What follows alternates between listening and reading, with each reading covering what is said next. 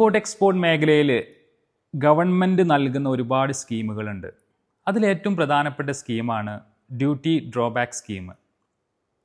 Customs act 1962 section 74 പ്രകാരം ഇറക്കുമതി ചെയ്ത പ്രൊഡക്റ്റുകൾ അത് ഉപയോഗിക്കാതെ തിരികെ റീ എക്സ്പോർട്ട് ചെയ്യുമ്പോൾ ആ ഇറക്കുമതി ചെയ്യുന്ന സമയത്ത് പേ ചെയ്ത കസ്റ്റംസ് ഡ്യൂട്ടി റീഫണ്ട് ലഭിക്കും. പല നിയമവ്യവസ്ഥകൾക്കനുസരിച്ചാണ് ഗവൺമെൻറ് നിർദ്ദേശിക്കുന്നത്.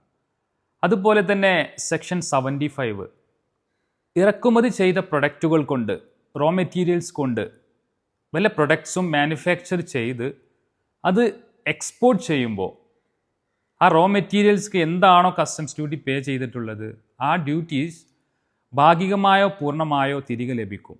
അതിനൊരു ഉദാഹരണം, ചൈനയിൽ നിന്ന് നമ്മൾ ടെക്സ്റ്റൈൽ ഫാബ്രിക് എല്ലാം ഇറക്കുമതി ചെയ്യാറുണ്ട്.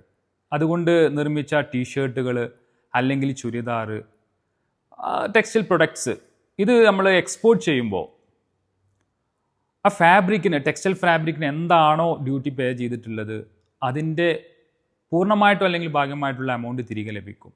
അത് ഗവൺമെൻറ് നിർദ്ദേശിക്കുന്ന പല നിയമവ്യവസ്ഥകളുണ്ട്. അപ്പോൾ ഇതുപോലത്തെ customs, shipping, import export related ആയിട്ടുള്ള അറിവുകൾക്ക് എൻ്റെ പേജ് ഫോളോ ചെയ്യുക. Thank you. Mansoor Hamza, export consultant.